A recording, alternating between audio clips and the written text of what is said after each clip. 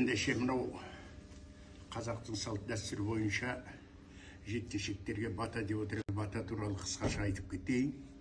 Қазақта аталарымыз дұға оқыған, дұға ол Құдай сөзі.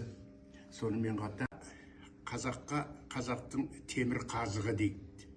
Бата жігітке өмір бойы азығы дейді.